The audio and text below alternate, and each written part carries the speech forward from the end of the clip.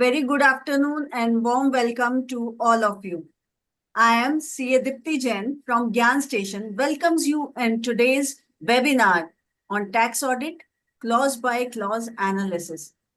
It's very well said that alone we can do so little, but together we can do so much. Alone, I can go fast, but together we can go far. So, with a vision to provide consistent knowledge, learning, upgradation, and unstoppable webinars throughout the year, 6 organizations have joined their hands together to serve professionals from diverse fields like chartered accountants, advocate, cost accountants, company secretaries, HR professionals, financial advisors, and many more. We are elated to mention that GyaanStation is conducting this webinar series jointly with Income Tax Bar Association Ahmedabad, All Gujarat Federation of Tax Consultant, Gujarat Service Tax Bar Association, Tax Advocate Association of Gujarat, and EMSME platform. Here, I take the privilege to recognize the presence of our guest on the panel, CA BM Agrawal sir, the chief guest of the session, and he is the past chairman of WIRC of ICAI, CA Nilip Bhatt, the past chairman of Doha chapter of ICAI. Our today's guest speaker, CA NC Hegde sir, and the presidents and managing committee members of all the partner organizations and dear participants. We conduct weekly webinars with an object to update and brush up the knowledge of our professional brothers and sisters. In this busy life, we hardly find time to update ourselves. So weekly 1.5 hour at Knowledge Booster session will act as a confidence booster in your day-to-day professional routine. This in turn will help you to deal with clients' requirement in an innovative way. We can proudly say that it's the 4th year of our EdTech platform, and we have received the award for our educational courses for professional at Bombay Stock Exchange. Through GyaanStation, we are into online education and skill development programs. With these words, I request the President of Income Tax Bar Association of Ahmedabad, CA Sridhar Shahji, to please welcome all our guests and participants. Over to you, Sridharji. Thank you, Dipti ji. So yes, as you have told, GyaanStation and in collaboration with all the organization, it's an attempt to bring knowledge, and knowledge is the biggest power today. As CAs and even non-CAs, we call it season, which is tax audits. And कितने भी साल हो जाए, tax audit season, मतलब at the 30th year of your practice also you feel the same pressure and same thrill. Everyone would agree. So right time to organize such a webinar where we can have a learned speaker who will take care of all the provisions of tax audit, and that too a clause by clause analysis, which is very important. And I'm sure not just professionals, but also the articles and all these people who are going to be part of the process of tax audit, whether they are the article assistants or office assistants, or even the whoever is part of it. So they would be definitely benefited from this. I'll not take much time. I welcome both the guests and NC Hegde sir, who is the speaker for today, who is going to cover the comprehensive lecture, and all the participants for joining in a very good number. Thank you. Over to you, Dipti. Thank you, Sridharji. Moving on to the process of the session, I now here take the privilege to introduce the chief guest of our today's session, without whom this session won't be possible. A very nice, humble person, always helping, CA BM Agrawal sir. BM sir is the partner of Borkar and Majumdar Chartered Accountants, and he's been in practice from last 35 years. He specializes in handling audits of nationalized banks, foreign banks, and certain large public sector units, both as their sole auditor firm as well as joint auditors. For example, Bank of America, Bank of Baroda, Bank of India, Punjab National Bank, and many more. He had been the chairman of WIRC of ICI for the year 2008 and 2009 and vice chairman of Bikasa for continuous 2 years. Being member of WIRC, he had served various committees as a chairman of those committees, and he has been the member of WIRC for 9 years since 2001 and was also the treasurer for the year 2001 and 2. He has been the vice chairman in the year 2003 and 4. As serving the profession, he had been the member of local advisory board set up by the Company Law Affairs Ministry of Law and Justice and has been independent professional director in various organizations like Choice International, Choice Equity Broking, JBA Management Advisory, and also Equity Linked Research. As far as his social performance obligations are concerned, his philanthropic work is concerned. He is also associated with the Rotary Club of Goregaon, Lions Club, A323 District, and Rajasthan Seva Samiti. With these words, here I welcome our today's chief guest, BM Sir, on the dais. Over to you, sir. Thank you, Dipti ji. I can't believe that that much you can remember. Really, I should appreciate you. Generally, when we read the biodata, we go through letter and then we see, and really appreciable that you remember all the things. Let me tell you, all our participants, that I first met Dipti at our dinner of the WIRC, and I asked so many questions, and then that time I came to know that how much she learned. You see, I was surprised that more than 300 webinar or she has already conducted. She is doing very good for the profession. She is always very, very humble. She is very good in speaking and everything. Her human behavior is much, much to be appreciated. And tell you, I wish you all the best. And that time now I found that you are contesting the regional council also. And I'm really proud that if you are elected, it will be very good help to the profession. In fact, it is my desire that you should be selected for the regional council. Our speaker, Mr. N.C. Agre, is there. For you, he has given a lecture since 2 decades. And he is a master. In fact, he is a partner in Deloitte. But if you meet him personally, you will not feel that he is a partner and board member of such a big four firm. He is very simple, down to earth, and always help me, not me, but everybody in the life. He always thinks about everybody, how I can help it. And that's why when Dipti told him that you give to a lecture, he immediately accepted it. I'm really thankful to the MC. And to be very frankly, I'm telling you on publicly that to make me chairman, Mr. N.C. Agre was the only person. He said that I want to see BM to become a chairman of West India Regional Council. And always help for everything I have asked him. And I'm really thankful to N.C. Agre.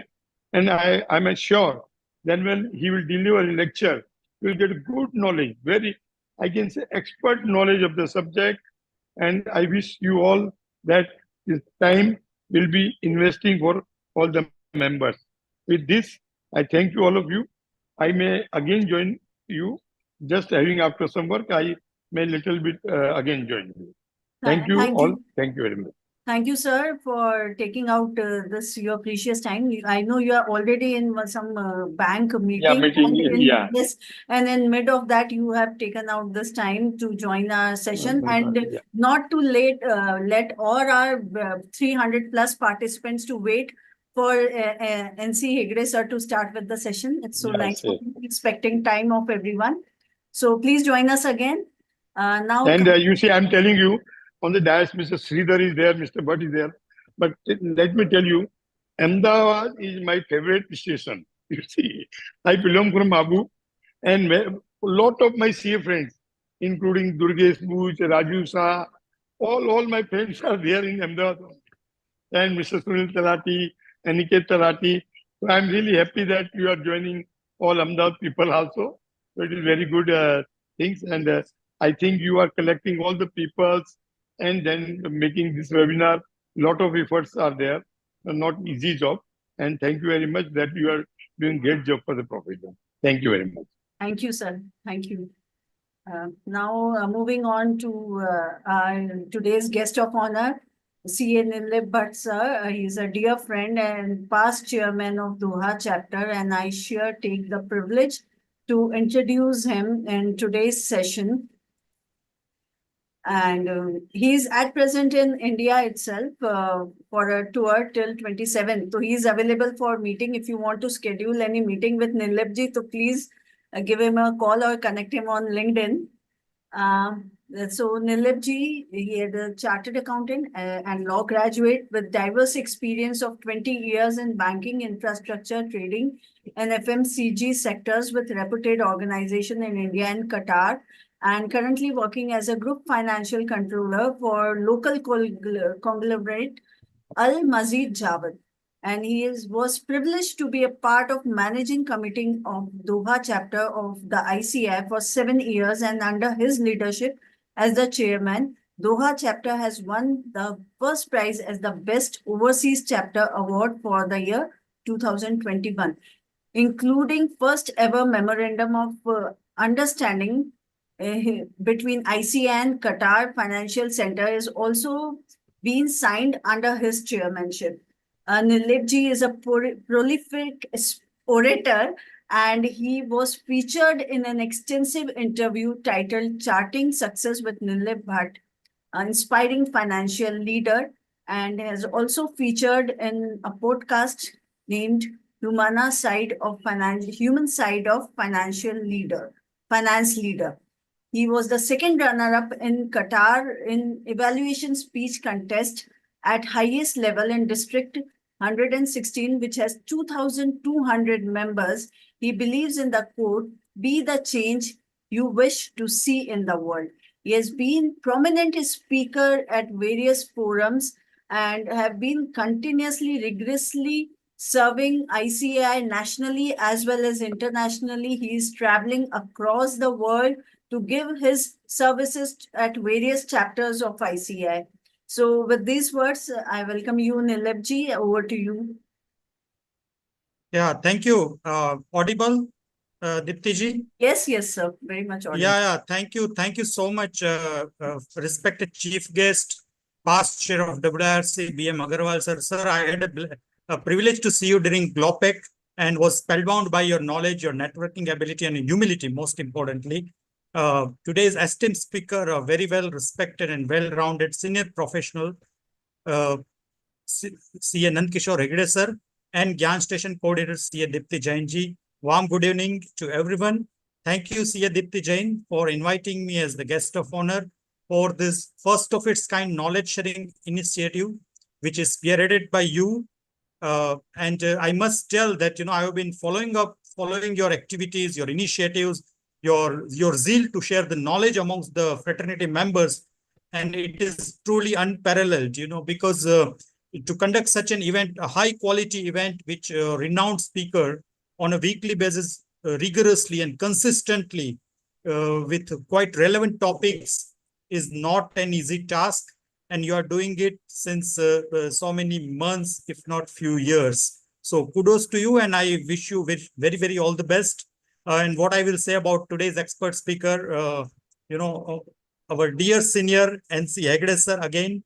I had a privilege, friends, to invite NC Hegde sir on the topic of international taxation in our Doha chapter event when I was the chairman, and we all, all 350, 300 attendees at that time. Similarly, what we have today, 330 attendees, I can see, were spellbound by his knowledge, by his depth, by his expertise. And one more important thing which I will say about Hegde sir, from my experience while interacting with sir since many years, is that he is always available, accessible, not only for the profession, but also to help members in any capacity. So Hegde sir, truly from the bottom of my heart, I would say that, we profession and we all are really blessed to have a leader like you. And of course, Dipti ji also, a young blood like me, who is doing so much, so passionately for all our, and so professionally, as you can see, today we received reminders, a perfect Zoom setup. So this shows that how Dipti ji is taking really care of the members through her knowledge sharing initiative.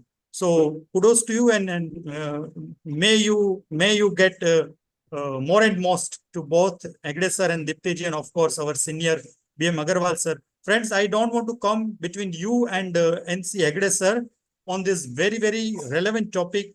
But when I happen to travel, to Kenya in a physical manner to conduct the event into Dallas chapter of ICI in a virtual manner in US and several others, other branches in chapter, like tomorrow I'm going to Ludhiana, then I'm going to Ahmedabad, then again I'm going back to land of Punjab in Jalandhar branch of ICI. What I've observed, three things which are really important for us to be a well-rounded professional. Our qualification, our ICI, our alma mater has given us a wonderful knowledge. Chartered accounts is the world's toughest and the most renowned qualification. So we are second to none as far as the knowledge is concerned.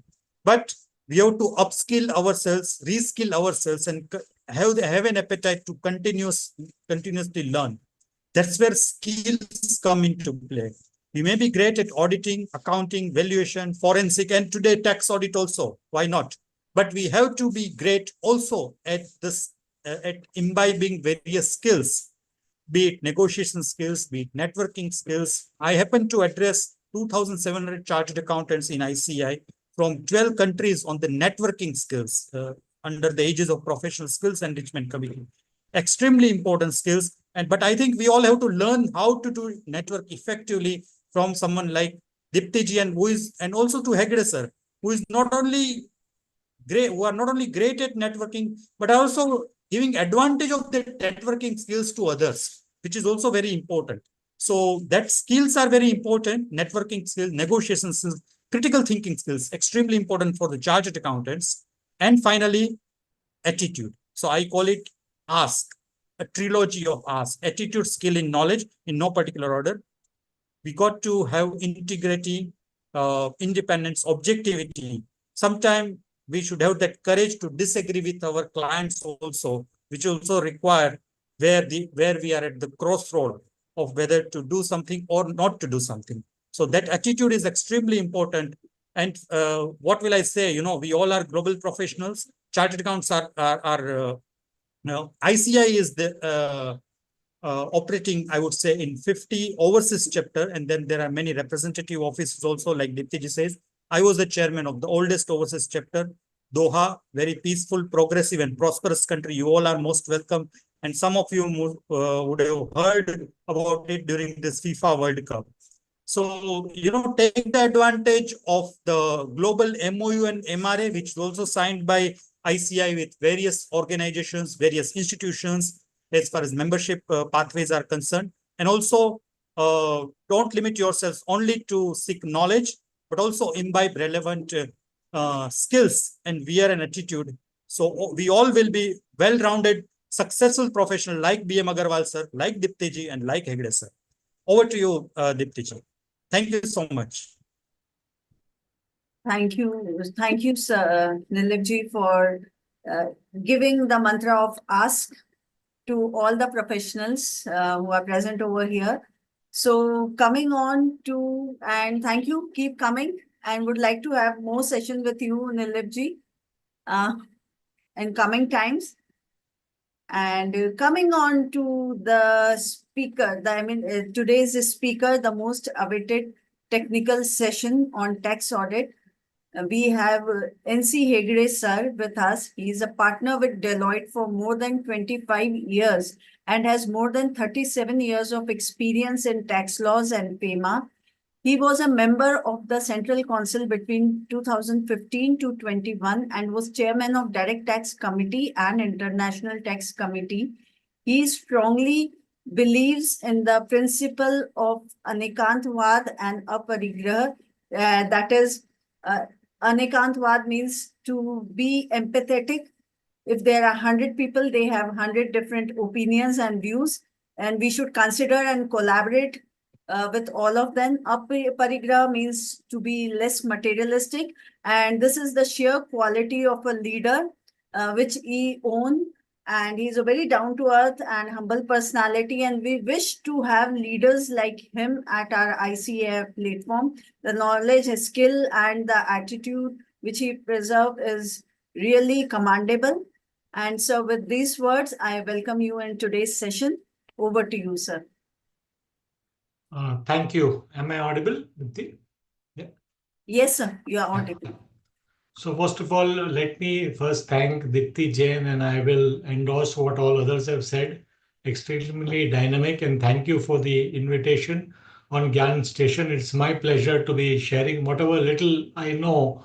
And as someone said, tax audit keeps changing. I think Sridhar bhai said that every 30 years, the tax audit, but still it keeps changing every time, and therefore you have to keep looking at the law and changing, and therefore it's always an evergreen subject. So thank you, Dipti, for that invitation. You're doing great work, as a lot of them said in the GyaanStation. And I think this is all a part of our PSR. I call it PSR, professional sharing responsibility. Just like you have CSR, which is corporate sharing responsibility, I believe it is a duty of every professional to inculcate what is called as PSR, which is professional sharing responsibility. So if I know something, it is my duty to share that knowledge and try to at least educate or help someone who probably doesn't know, have the same opportunity as I have.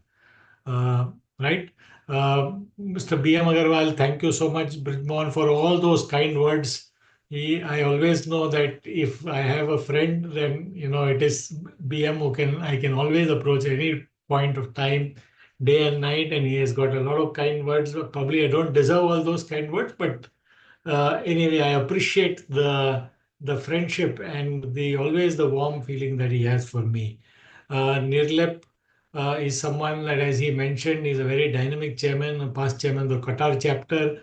We've had opportunity. I've always been following him, and I see he's a versatile all-rounder. I found him in Kenya one day, and I phoned him and I told him that, look, this is not fair, Nirlep. You should have called me also. We could have gone on a wildlife safari together.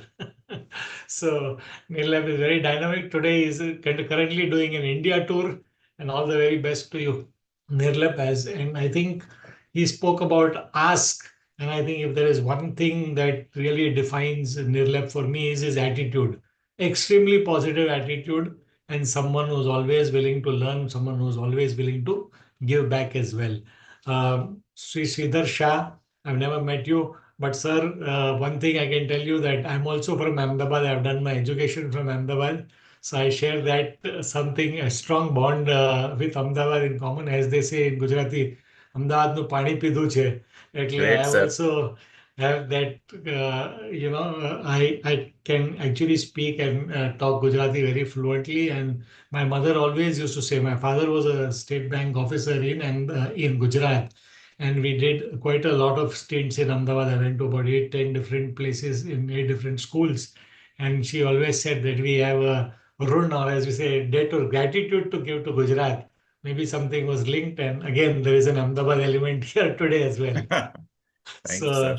Yes, so thank you for that. I think with that, what I will do is I will start and Advocate Shailesh Makwana, other office bearers of various organizations. What I will do is I will share my slides now. What I have done is I've made very comprehensive, about a 280 slide deck. Of course, I have been inspired by, as Bappi Larry says, he doesn't copy from Western tunes. Similarly, I won't say I've copied from other presentation, but largely a presentation of Mr. Sanjay Agarwal, who was a Central Council member, and I think I have worked on it. So I will be saying I have been inspired by him, as Bappi Larry and R.D. Burmam used to say for the Western tunes. Similarly, I've been inspired, but what we have done is that we have put a total deck of about a presentation of about 275 odd slides, such that that could be used by you as a guide while doing your tax audit. So that will be available to you. What I will do is I'll skip many of those slides very fast, especially slides which only mention about the clause and the e-utility form and how it's shown in the e-utility form. And I'll speak on some of the important aspects, especially places where the guidance note the revised guidance note into 2023, I had also an opportunity to contribute to that guidance note of tax audit, and the points that they have stressed that chartered accountants must follow in while conducting the tax audit. So I will try and focus on those and focus on some important elements. So with that, let me share my screen.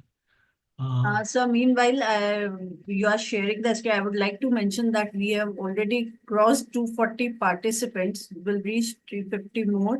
And I request to please extend your presentation till 6:30, but if you can continue till 7. So because as so many participants are there, we want good explanation and get the maximum out of your knowledge. Oh, certainly, I will try. Yes, sir. Because I have a commitment at about 6:45. So Yeah. let me just try. Can you see my screen? No, sir. Not yet. Yes, now I can see. And you can please choose that slide which we have already tried and Yeah, start sure. from the beginning.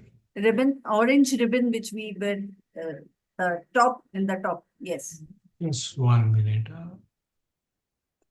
You can click on the first slide first, please. Oh, sorry. How come this is the last slide which has come? Yes, yes, yes, please. Go back if possible. Yes, And 1 again, minute. the double slide view is chosen. So please, yeah. Yeah, I'll do that.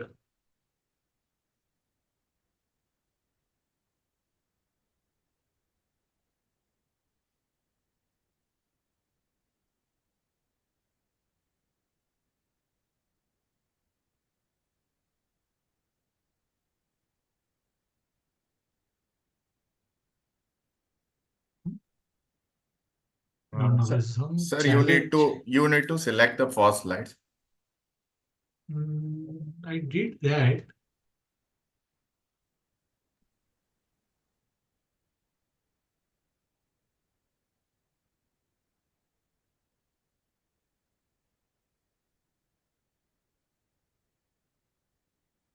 Sir, click on it. Yeah. Yeah, I'll First do slide. that. Click on it. Yes. Now it will work. Yep. Now you can see. Yes. Yes. But we wanted Yes. full screen, Sridharji. Yeah. For Yeah. that. Yeah. Choose the orange ribbon, sir, which we Yeah. have tried earlier. Now you got it? So we are having double, display setting. Okay, okay, I'll do that. Swap presenter, view and Yeah, see. yeah, I'll do that. Yeah. Yeah, perfect. Perfect? Perfect. Okay, great.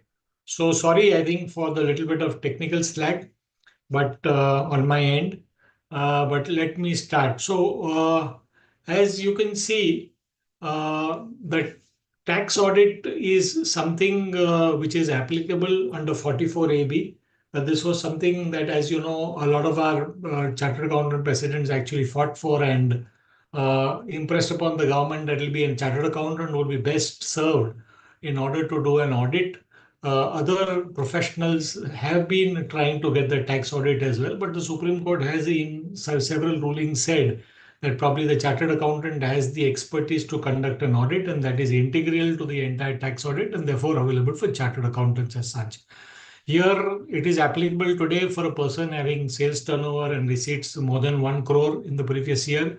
However, the threshold is higher at about 10 crores for a person where the total sales etc. do not in cash do not exceed 5% or payments do not exceed 5% of the said amount, or a person having gross receipts in profession more than 50 lakhs in a previous year, and then many other of those sections where other presumptive sections under 44 ADA or 44 ADA presumptive as far as profession is concerned, and where those people have not opted for the regime but have said that my profits are actually lower than the profits which are deemed to be the presumptive income. In such cases, then obviously a tax audit is applicable because you are claiming a certain percentage which the income tax is deeming as the presumptive profits, the lower profits than that, and therefore you are being asked to file a tax audit report. Similarly, even in cases of some presumptive sections like 44BB on mineral oils, where there's again a presumptive taxation for non-residents, and again 44BB where there is a presumptive taxation. There again, the idea is that you will have to have a tax audit if you claim the the profits then to be lower than what has been presumed by legislature. Now, tax audits have to be prescribed. The report has to be furnished by the specified date. The specified date is one which is 1 month prior to the due date of filing the return under section 139(1). And where a person is required under a law to get his audit done, then it is only be sufficient compliance if he furnishes by the specified date the report of audit, as well as a further report in the particulars in the form which is prescribed under section 44AB of the Income Tax Act. This is not applicable, as I said, to people who are declaring business profits as per 44AD1, ADA1, which means who are opting for the presumptive section as such, and for those who are deriving income as per the presumptive sections under 44B, which is shipping business of a non-resident, or 44BBA, which is business of operation of aircraft of a non-resident. So in such cases, there is a particular deeming provision which says that this much will be deemed to be profits and gains. And in such cases, tax audit is not required, because anyway, whatever be the actual profits or whatever it is, a certain amount is presumed as your profits, and therefore there is no need to look at the entire accounts once again. Rule 26G then talks of what will be the format of the audit report, and the audit report is Form 3CA is the audit report where persons who are carrying on business or profession and who are required by any other law to get his accounts audited. So suppose under the LLP law, you're required to get your accounts audited, then it'll have to be Form 3C. Suppose you're required to get it audited under any other statute. If you're a cooperative society, you're required under that statute, or whichever statute it requires or law requires, then you have to file Form 3CA as the audit report. In other cases, you have to file Form 3CB, where you don't require a mandatory audit under that particular law as such. The board has also clarified in a circular called Circular 561 that where your accounting year or your financial year for the purpose of the books is different from 31st March, then in such cases one has to file Form 3CB and not 3CA. So what happens in a lot of cases of multinational subsidiaries, they have their account year end mostly, which is the calendar year, which is 31st of December. And sometimes somebody may have September, depending upon what the group company, the parent, and whichever country is in. In May also, some people have 31st May also the year. In such cases, they will have to obviously prepare their accounts up to 31st March, because that's the uniform previous year for everyone. And then Form 3CB has to be filed in such a case.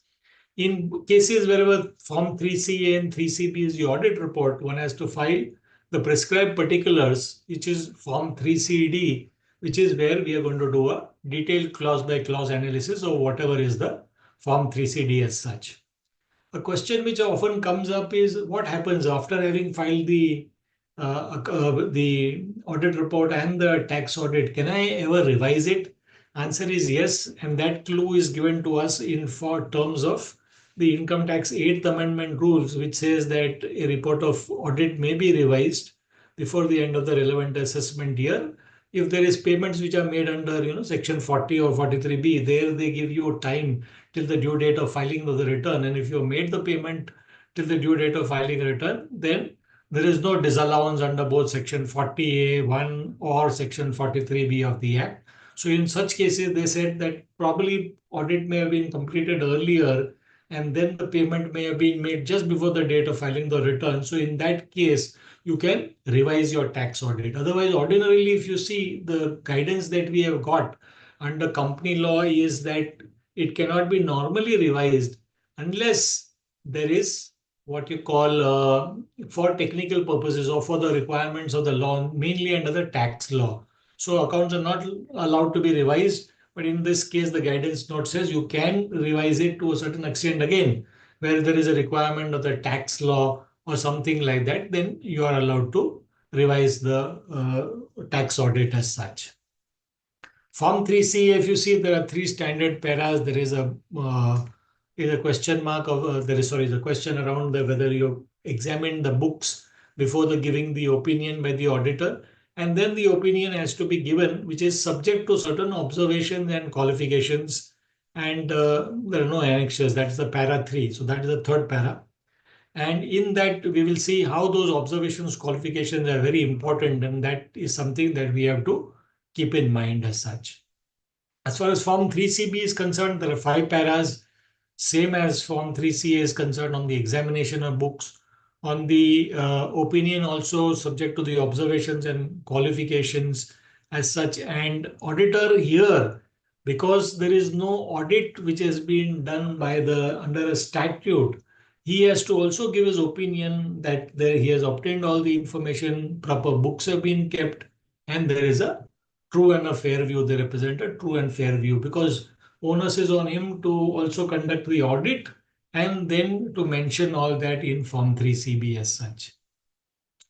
Now, important point is that in the guidance note, the institute says that in the revised SA 700, which talks about forming an opinion on financial statements, that the auditor has to very clearly carve out that there is a certain responsibility of the taxpayer or the assessee, and then the taxpayers and what one has done in terms of the tax audit report. So those responsibility paragraphs have been mentioned.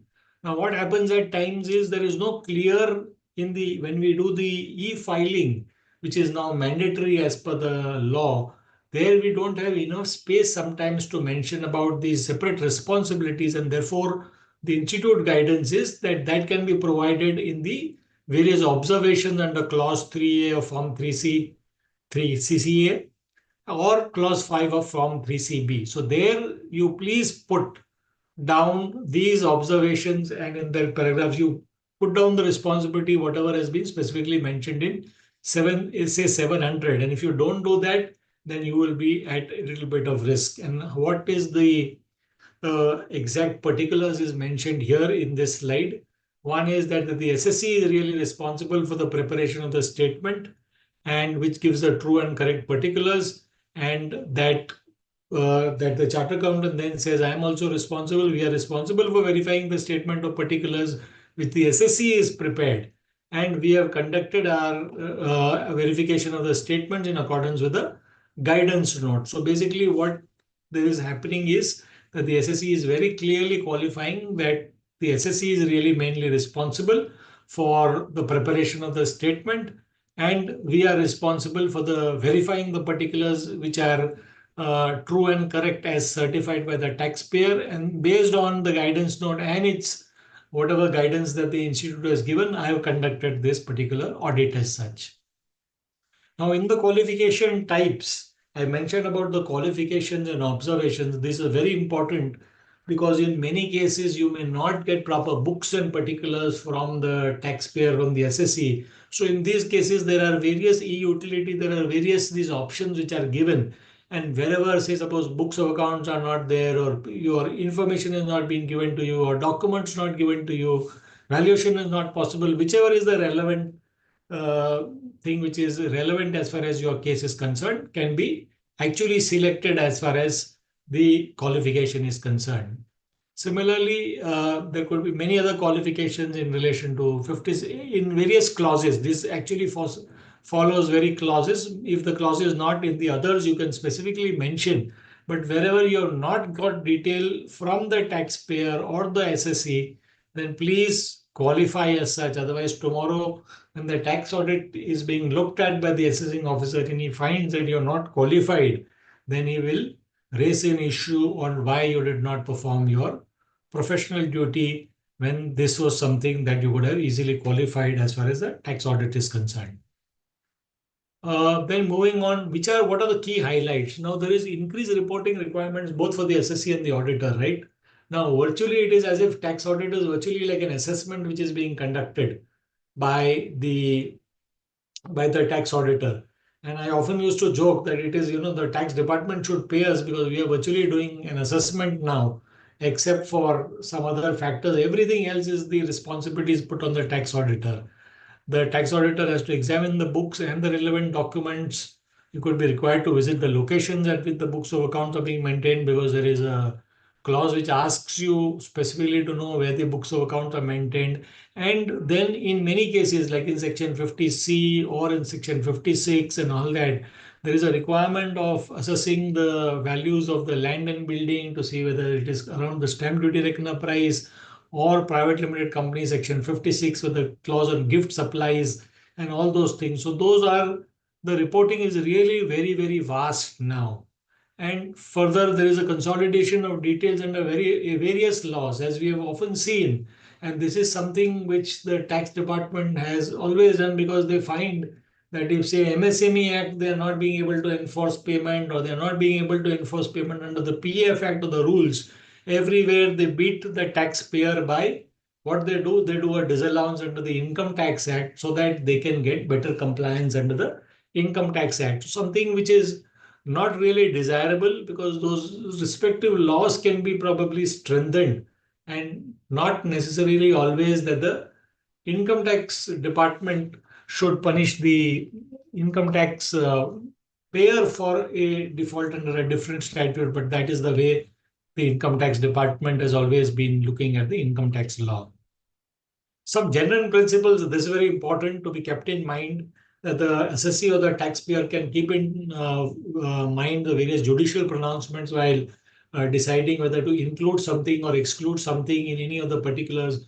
For example, if suppose there was a view that book entries are not really falling within deposits or something under section 56 or 50C, land and building, in that the term TDR or FSI is not really covered, and if there is a particular judicial pronouncement of the particular state or the High Court in which you are a taxpayer, you can rely on those judicial pronouncements and make a specific mention, because that is something that the taxpayer may want to argue and not offer something for disallowance. If there is a conflict of judicial opinion, you may want to give both the opinions as such. And then wherever you have followed accounting standard and guidance from time to time, that should be followed. Information 3CD has to be based on books of accounts and records and whatever the explanation which is made available. If there is a particular item which is covered by more than two clauses, one where, say, suppose, say I take for example under 43B, it is also covered, and somewhere else also it is covered, say under section 36, then in both those clauses, you can give a cross-reference that I have already disclosed this here, or that is being given in greater detail in the other clause as such. So cross-referencing will help, because there could be places, there could be item which is covered under two clauses as such.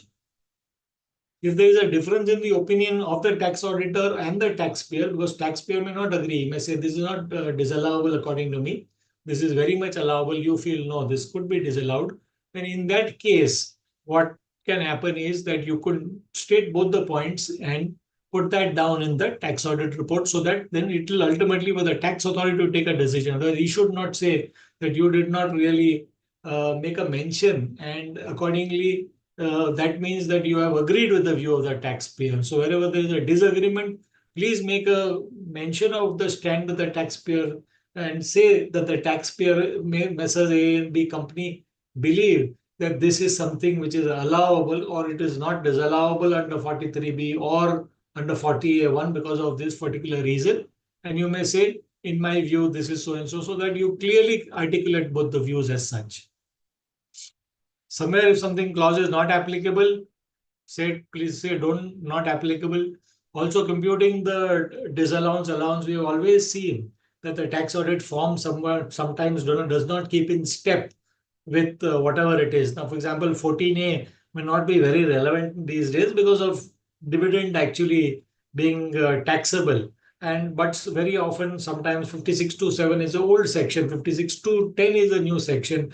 But still, sometimes in the form of the tax audit report, you may still find old references, and therefore you can make a mention there wherever that this is not in accordance with the amended law as such. Judicial pronouncements, I mentioned, wherever there you have a judicial pronouncement and you relied on it, please make a mention of that particular fact in the Form 3CA or the 3CB. And if it is so critical that you're not therefore disallowed something, you could also put that in your form in the observations or the qualifications, as I mentioned in clause 3 or clause 5, as the case may be, only if it is so very critical. Otherwise, you can put it under the respective head as such.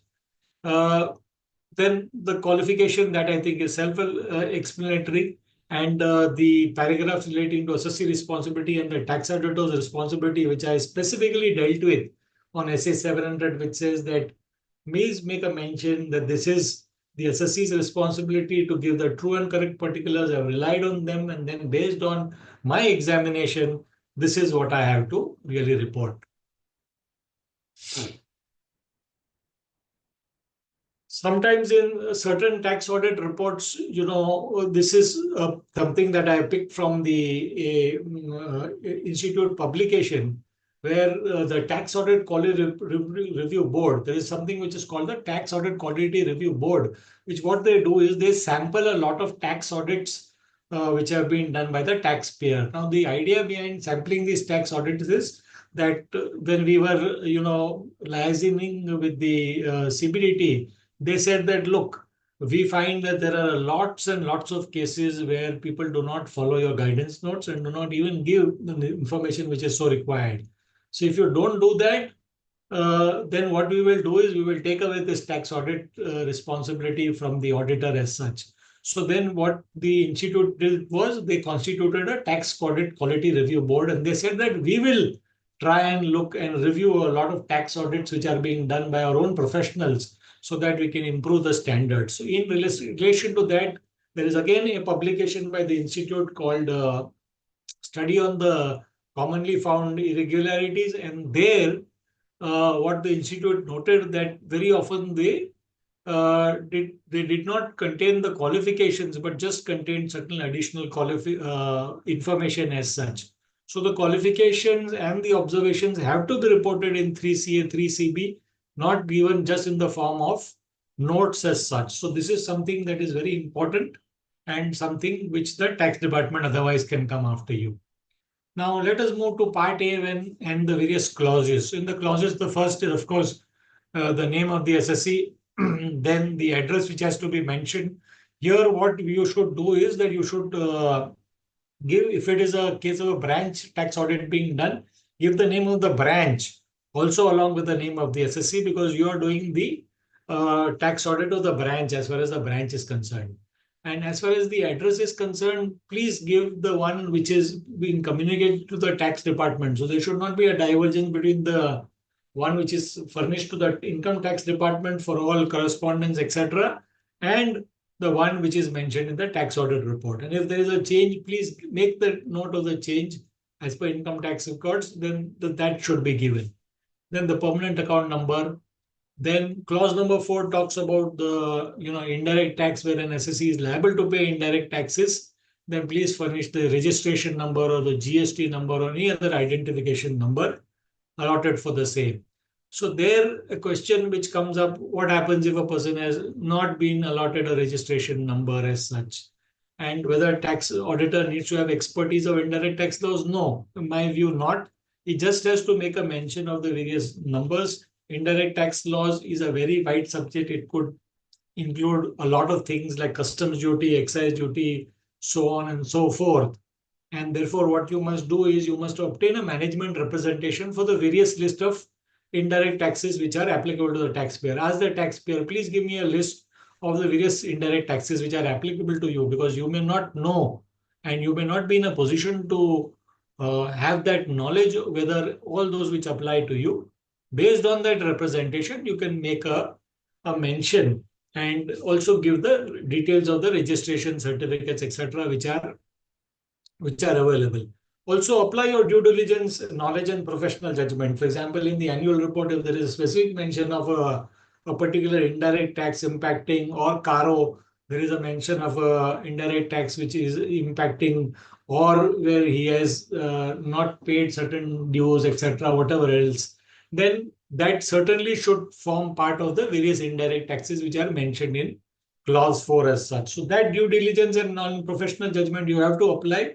You are, of course, entitled to take a statement from the taxpayer on the various taxes which are applicable to him, but also apply your professional judgment and diligence to see that the same tallies with whatever is given in the accounts and notes to accounts. It should not be that something is reflected there but doesn't reflect there. Then looking at clause number 5, here the status to be mentioned is not the status of residential status, but whether a person, who is a person includes individual, HUF, etc. So you have to give, if you're a company or you're a firm or an individual, etc., etc. That is to be given as a status. 6 and 7 talk of previous year from dash to dash, and assessment year as such. Clause number 8 is important. Clause number 8 is where you have to give the relevant clause under 44AB and under which the audit has been conducted. So as I explained, it could be because of your business exceeding 1 crore, 50 lakhs in profession, or you are one of the presumptive tax taxolas and things like that. And the third proviso talks of audited under any law. Now here again, the institute has come back and said that please tick the relevant clause which applies to you. And if you are also being audited under any law, please also select the proviso as such. And very often what happens is that the third proviso is not being selected, and that is something which is not correct as per the institute guidance. So click whatever is applicable to you in terms of the applicable business, profession, etc. as the case may be, and also click the third proviso because you have been audited under a particular law as such. Then where assessee has opted for taxation under the special schemes, right, the new tax regime as we know, and all other schemes, there is a particular form which has to be filed with a taxpayer. If you are a manufacturing company established after a particular date, or if you are a company which has not opted for the various exemptions given and have opted to pay tax under 115 double BA or as the case may be, then what you have to do is you have to see and check with the taxpayer whether he has filed the relevant form, which is 10IB, 10IC, 10ID, etc. as the case may be, and take a representation from him whether that he will be availing of the new regime, and based on the written representation, reporting under this particular clause has to be made. If again reporting is made, he has not given you proof of the relevant form and only on the basis of representation, then you should make a observation or qualification as we discussed in the main form 3CA or 3CB as the case may be. Clause 9 is relatively simple. If there's a firm or AOP, indicate the names of partner, profit sharing ratios. If there's a change in the partnership, etc., the particulars of such change. And e-utility has some additional information which says that in the case of a share of an AOP, in case of an AOP, whether shares of members are indeterminate or unknown. As you know, depending on whether you are a determinate AOP or an indeterminate AOP, the whole thing can be very different. The entire position of taxation can be very different, and different set of laws will apply. Profit sharing ratio will include loss sharing because loss is nothing but negative profit as such, and change in remuneration not to be reported. Then we move on to clause number 10, which talks about the nature of business or profession, which has to be carried. And if there is a change in the nature of business profession, then the particulars of such a change. Here, the institute has provided guidance is that if there has been a temporary discontinuance of a particular product line or a business, that does not need to be reported. But if there is a permanent discontinuance, then that certainly has to be reported by the tax auditor. Codes, this is something that has been picked up again in that study by the institute, that codes for the business or profession of all your principal lines of business should be reported. And it is in your interest, because if in your principal lines of business you put all those down, tomorrow if there is an allegation that you have, say, extended the business or something else, then you can show your tax audit as proof by saying that this was some line of activity that I was already engaged in. So I'm not really started a new business, because what happens is very often expenditure on new businesses or new lines of production sometimes are disallowed by them on the ground. It is capital expenditure.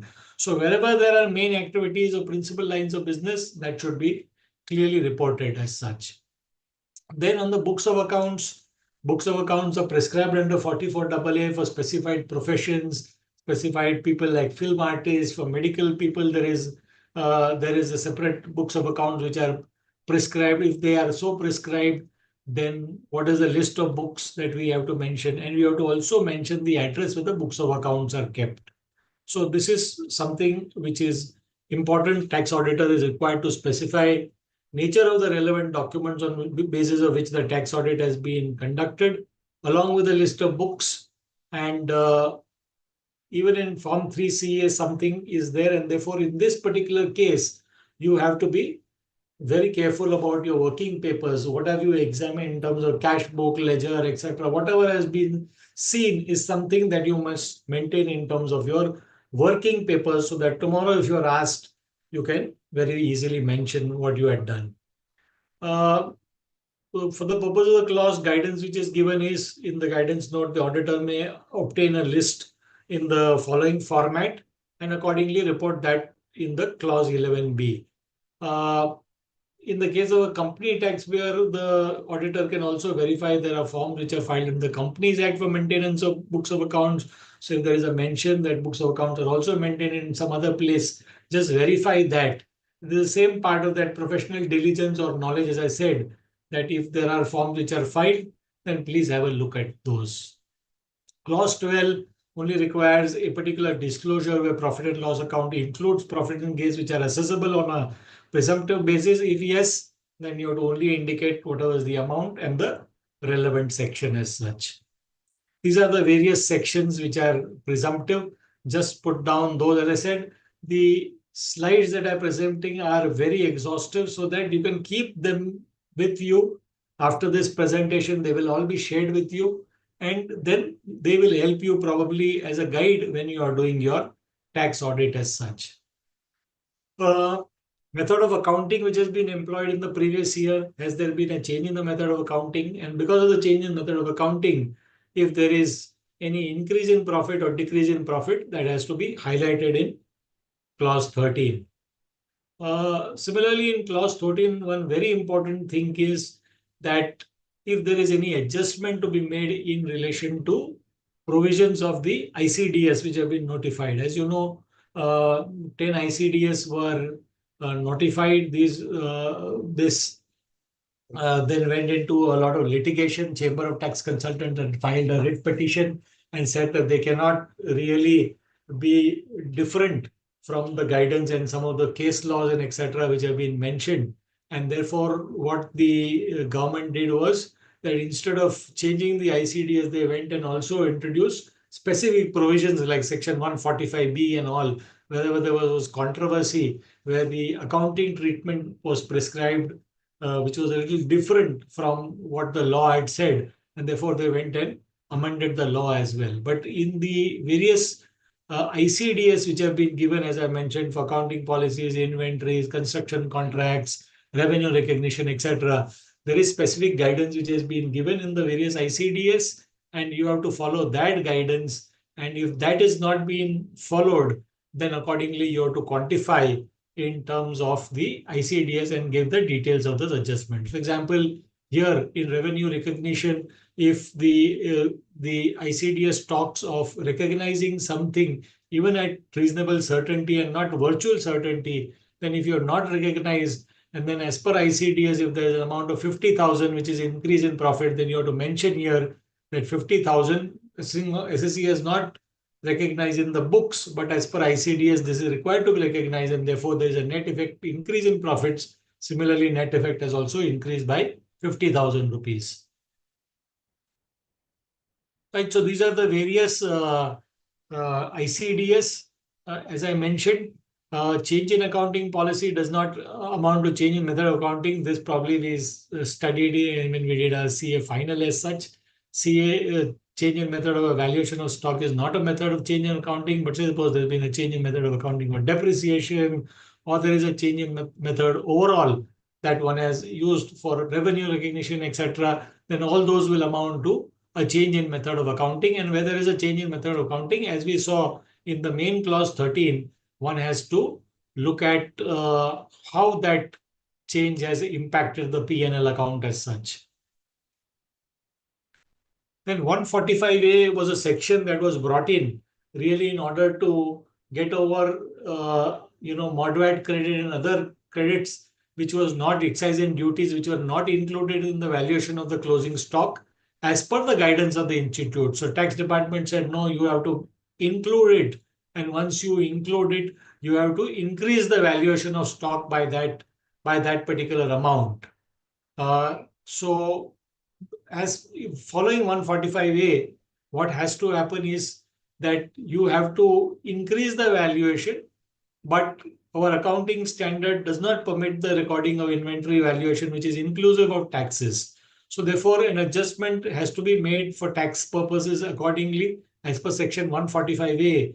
But in the guidance note, I think we have very clearly shown that whether you follow an inclusive method of accounting as required by the accounting standard on valuation of inventory, or the exclusive method, which is AS2, and the inclusive method which is there as per the 145A, it does not really make any difference, because accordingly both sides of your P&L account will be adjusted accordingly, and there will be no effect on the profit and loss account.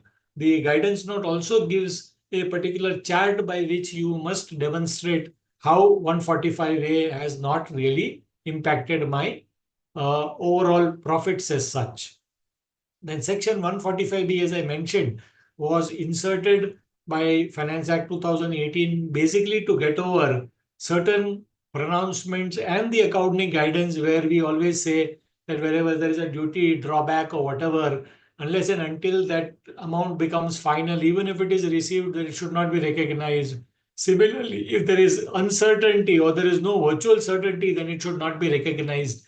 However, in the ICDS and everywhere, they are wanting to tax everything at the earliest, whenever it is received or whether it's due, whichever is earliest, they are wanting to recognize that income. And therefore, section 145B, as I mentioned, was amended to provide for taxation in the year of receipt, or in the year of reasonable certainty in the case of export incentive, or in the case of subsidies, grant, incentive, duty drawbacks in the previous year in which it is received, even though that amount may not be completely certain and there could be variation upwards or downwards, still it has to be charged to income tax in that particular year as such, on the basis that this will be different from what accounting provides. In clause 14, one has to make a mention of the valuation of closing stock, and where there is deviation as we saw, then that entire effect has to be furnished by way of increase or decrease in profit. Clause 15 talks of particulars of capital asset converted into stock in trade. As you know, that such a conversion of stock in trade, capital asset into stock in trade, is treated as transfer. Earlier, Supreme Court had held in by issuing by Kuka that is not a transfer. However, amended, they said that this is a transfer. And then what happens, 45(2) provides that both the capital gains and stock in trade will be chargeable only in the year in which the stock in trade is so sold. So then it becomes partly a capital gain and partly a stock in trade. So details of that is required. Curiously, only the cost of acquisition and date of acquisition is so required. Final amount at which it is sold is not so required. So accounting standards that you may have to look at will be AS2, AS10, and that is all that I have already tabulated here. You can look at them at your convenience. What is important, as I said, is the cost which is given, and therefore, as far as the cost is concerned, you will have to look at the purchase cost, which could be from the invoice. Suppose something is self-constructed, then there'll be a directly related cost. If there's something which has been acquired in exchange, then fair market value or book value of the asset which is given up. For inheritance, then you have to go back to your previous cost of the previous owner. If the previous owner doesn't have that cost also available, then maybe you will have to rely on the valuation report of a valuer at a particular date as such. So cost could be on that basis, you could deliver whatever is the cost as such. Then under clause 16, what is not credited to the P&L account, being items which are falling in the scope of section 28.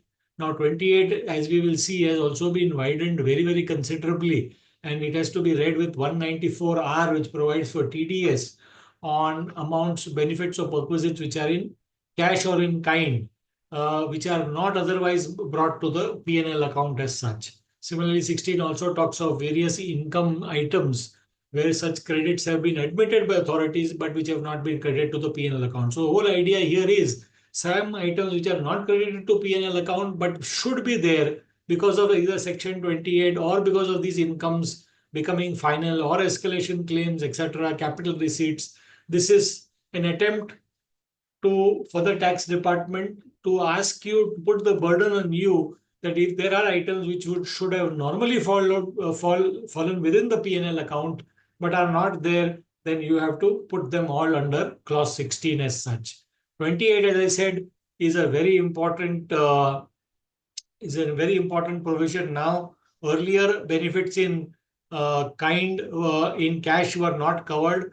However, now even partly in cash also are covered, and that has been inserted from 24-25 in order to overcome a decision of the Supreme Court in case of Mahindra and Mahindra, where a loan was sought to be written back.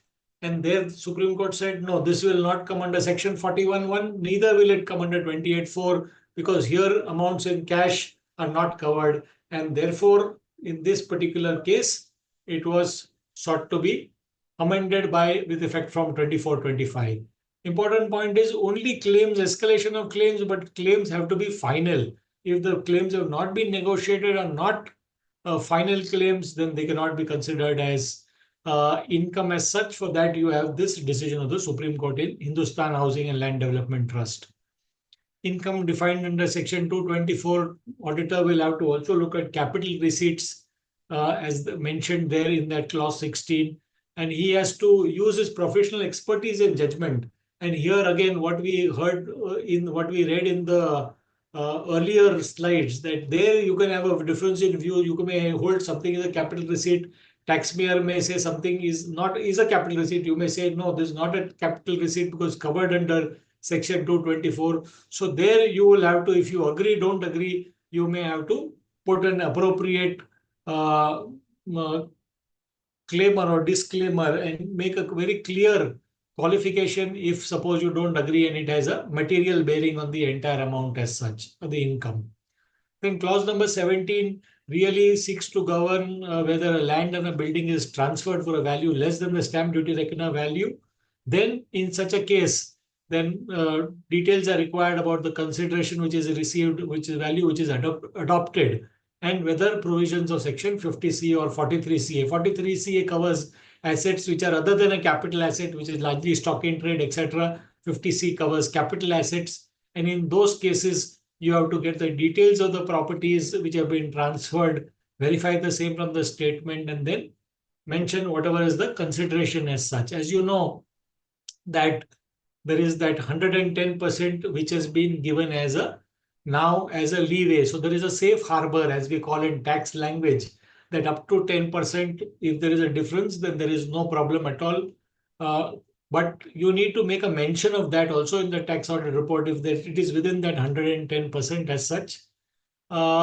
Similarly, you may, wherever the value which is adopted, you have to obtain a copy of the registered deed and verify the relevant documents, and then also find out what is the stamp duty reckoner rate, etc., and accordingly make a mention. This is something that I referred to earlier. Sometimes your taxpayer may have a view that leasehold rights or development rights are not land and building, and therefore they don't fall within 50C, and therefore you may not want to disclose that. That is something that you will have to then accordingly put down his view and put your view as well if you agree or you don't agree. And if you are relying on some judicial pronouncements, please make a mention of those judicial pronouncements. This is what I spoke about. The 110% of the consideration means 10% extra. There is a safe harbor which is given to you. So if a building or whatever is transferred, land is transferred for 100 rupees, and if within the stamp duty value reckoner is up to 110 rupees, then there is no problem because you are within the 110% of the consideration which is so indicated. Clause number 18 talks of depreciation. This is a very detailed clause in itself where you have to give details of depreciation of assets, rate of depreciation, actual deductions, and adjustments on account of central value added tax, etc. If there is a company which has exercised the option under 115 BA, which is spoke about the special tax regime, where you don't claim all the deductions, but you claim for a lower tax rate, corporate tax rate, then there is a specific provision in the rules that it has to be the depreciation has to be restricted to 40% for any particular block. So that is something that you should note.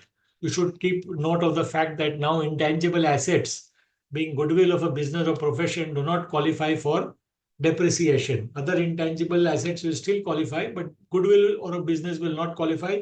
This is in order to overcome the decision of the Supreme Court in the case of Smith Securities, where they said that depreciation on goodwill is allowable. However, Finance Act 2021 onwards, that is 21-22 onwards, is not allowable. Similarly, if you have got subsidy which is specifically related to the capital asset, that has to be reduced, and that is something that you have to be examined. Whereas SSC has opted for a special regime under those 115 BA, AA, BAB, etc., then you cannot get a claim for additional depreciation, and that is something that you will have to specifically verify. Then you have to look at, cases. Earlier there was a view that, the depreciation is optional. After that, law was amended to say that no, depreciation is not optional. If you don't claim depreciation, depreciation may not be allowed to you, but the WDV will be so reduced. So that is also something that you have to keep in mind. Also, under Section 43A of the Income Tax Act, so provides that whereas a capital asset which has been acquired and foreign currency has been used in order to acquire those assets, then if there is a fluctuation in the foreign currency, then that will go to add to the cost of the asset or reduce from the cost of the asset as such. Now, in ICDS, the treatment other than 43A is different. There could be some capital expenditure in relation to some asset, but that asset has not really gone as a part of 43A. So in that case, there could be a claim for an amount to be allowable as revenue expenditure or to be added as such in a particular case as such. So the ICDS treatment is a little different from what is there in the normal accepted principles of capital expenditure and revenue expenditure. And that is also something that can be especially looked at. Right, on clause issues on clause 18, sometimes depreciation not allowed if ITC credit has been claimed. Depreciation has to be allowed on the actual cost. These are some of the points which you can look at. In the interest of time, I will move a little faster. Then there is amount which are admissibles under various sections, which could probably be capital expenditure or which you may be allowed 100%, but in the P&L there may be a different debit as such. May not have been allowed in your normal books of accounts that you would have prepared, the profit and loss account, but under income tax you get a 100% deduction, like in 35AC. Earlier used to have R&D expenditure. There could be other capital expenditures that could be allowed, and these are all tabulated here. I need not go through. These are various sections. This will, as I said, this is for the sake of completeness, so that you can really look at them and see what is the amount which is allowed under each relevant section as such. This is only, as I said, for the purpose of completeness. What is required is what is the amount which is debited to the P&L account and what is the amount which is admissible. So as I mentioned here, that the tax auditor needs to specify what is the amount of capital expense which has been incurred and what is allowed as a deduction for the purpose of the respective section, which could be 35AC, 35AD, 35, whatever as the case may be. Sometimes there could be, like in the case of a telecom, there could also be deferred revenue expenditure. You would probably get it over the course of the telecom license. But here, so that is something that you have to put. You may have had a different treatment for the purpose of your books of accounts. So whether it is debited to P&L account or not, and how you have treated it for the purpose of the Income Tax Act. Also, you are required to report whether the various conditions which have been specified in the sections have been fulfilled by the SSC or not. So you have to have a detailed deep dive into the various sections and see whether sections you are eligible for the section or not as such. 36(1)(3) talks of bonus or commission. Any sum paid, you only have to quantify that particular amount. 20B is a very important section, which are the contribution which is received from employees of various funds. Now, people used to make this always used to get confused. So if you know, if you have what the amount that you have recovered from your employees towards contribution, first becomes taxable under Section 224 of the Income Tax Act, and then is allowed as a deduction under Section 3615A. Therefore, it becomes very important under that particular clause to pay it by the relevant due date. Suppose if the due date is 15 days or 10 days after the respective amount has been contributed, then you have to pay it within the date. If it is a delay, then that deduction is lost forever. People used to earlier think that, just like the employer's contribution, even the employee's contribution, I'll pay till the due date of filing the return and I'll get a deduction. But that has been now negated both by the Supreme Court. Also, there has been an explanation which was added by the Finance Act 2021. And therefore, for Provident Fund, Superannuation Fund, and other employee welfare funds, if you don't make the payment of the amount within the time, then that deduction is lost forever. Okay. So what becomes therefore important is some of these circulars which are given under the respective law, which is under the Provident Fund or under the employee state insurance or things like that, because those 10 days, 15 days, probably you can take the benefit of those if you have delayed your contribution and say that I have paid within the due date and such extended time as have been given by the Provident Fund authorities or the ESI authorities, etc. Clause 21 talks about various amounts which are P&L, which are to the P&L, which are in the nature of personal expenditure, advertisement expenditure as such. And also this very important aspect of expenditure by way of penalties or infraction of the law, as we say, for violation of law. Now, for pharma companies, and there are many people I can see who are from Ahmedabad and others, there are a lot of pharma companies, etc.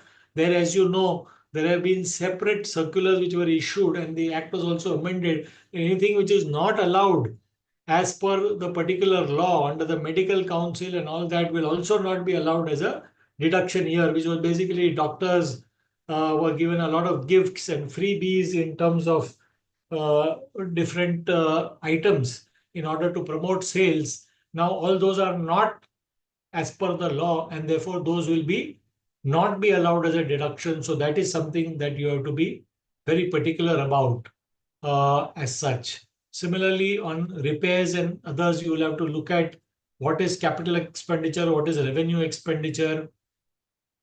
These are some, the one important element I wanted to highlight was that there are sometimes something which is referred to as a penalty. Just because it is referred to as a penalty doesn't mean it becomes a penalty. There may be, for example, there is this famous case law of Mahalakshmi Sugar Mills and Hyderabad Alvin, where they said whether under Sales Tax Act or under the PF Act, something which is called a penalty but is actually only late interest for a default in payment, then it does not have the nature of a penalty and can be allowed completely. So that is probably wherever, if you have a case like that, make a mention of that and please refer to the case law or the judicial pronouncement that you are really referring to. Clause 21B then talks of payments to non-residents which have not been deducted either within time or within the due date of filing of the return, as well as the fact that these have not been, then the responsibility is on the resident to deduct the tax at source. But say suppose if he has not deducted, but if the payee has made payment on those taxes, then as you know that there is a provision by which you can get a declaration from the payee, and that will be also considered as payment, but it will be only considered as payment in the year in which that payment has been made by the payee, not the payer as such. So under 40A1, you can take note also of that. Also, there is time given up to due date of filing of the return for making that payment as such. The certificate has to be obtained. I spoke about a case where you have not deducted tax at source, you have defaulted in deducting tax at source. However, the payee has gone and deducted tax at source, and then you can take a certificate from the person and that the deductee is responsible, and then accordingly you can make a mention of that in this particular clause as such. These are only formats of utilities as such. As you know, if suppose there is when it comes to payment to residents, then there is a 30% of the sum which is a flat disallowance as opposed to the 100% which used to prevail earlier. And that 30% also will be allowed as a deduction in the year in which you make the payment per se.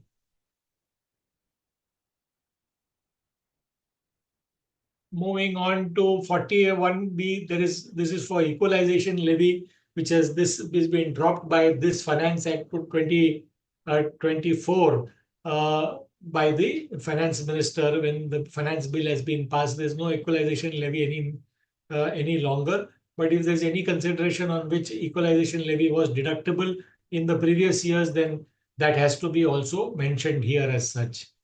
Similarly, fringe benefit tax, wealth tax, all the provisions under section 40, wherever they required deduction of tax at source, and if that has not happened, then they have to be quantified or highlighted here under this particular utility as such.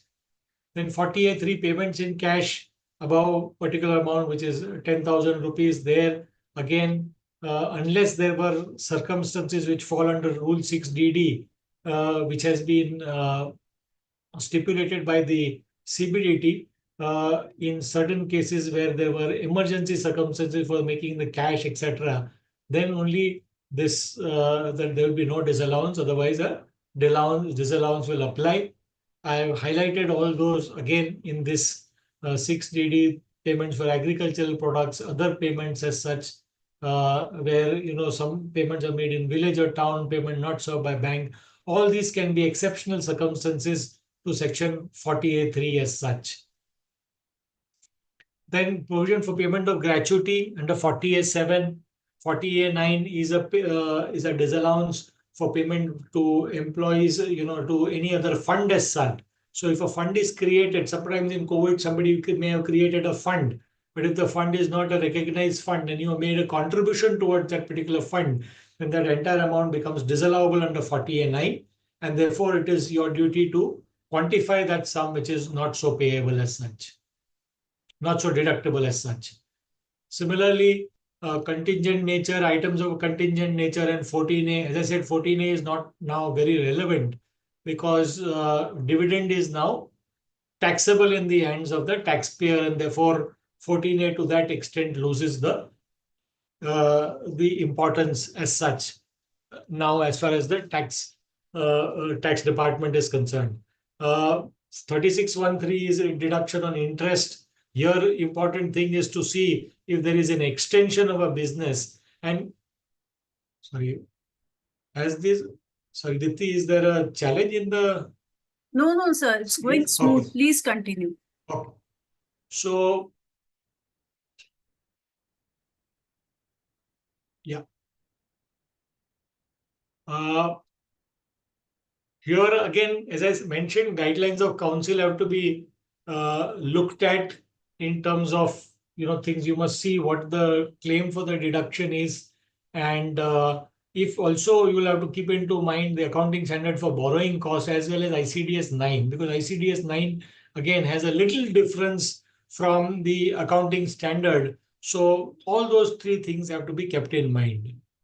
The other important item, which is interest inadmissible under section 23 of MSME Development Act, as you know, this became a big topic of for all the medium and small scale and for all other taxpayers who are making payments to those, because the entire amount becomes inadmissible as such.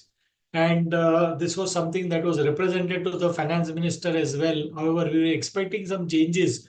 Those changes did not happen in the Finance Bill 2024. Now, Section 23 provides that the amount of interest shall not be allowed for computation of income will not be allowed as a deduction as such. So the entire interest which is payable or paid by a buyer on basis of delayed payment becomes a disallowable item, and therefore it is very important to look at Section 16 or Section 15 to see whether there is an agreement that you have had with the person, or which will not exceed 45 days as per Section 15, And if that agreement is not there, then you get a certain particular period within which you have to make the payment of the interest. And therefore, tax auditor needs to look at what is the amount which is inadmissible under Section 23 of the MSMED Act, whether it is debited to P&L account or not. Even if it is not amount debited to P&L account, you have to make a mention of that fact. And if in case the auditee has adopted a mercantile system of accounting, clearly it will not reflect an accrual system of accounting, and therefore you may have to put a suitable qualification as such. So this is a particular clause which these days have gathered a lot of attention, and the tax auditor, while issuing his report, has to ensure that the financial statements, they contain that information which is required, because that is also a requirement when you prepare your accounts per se. And if the disclosure is not made by the auditee in the financial statements, say take for example, if he has forgotten to do that, then the auditor, tax auditor, has to make an appropriate qualification. Again, as I mentioned, in 3CA or 3CB, as the case may be. If he is issuing 3CA, then obviously 3CA or 3CB, as the case may be, in additional to making a note in this particular clause, he has to also go to the main clause under 3CB and appropriately qualify or observation as such. 48(2)B is payment to relatives and other people having a substantial interest.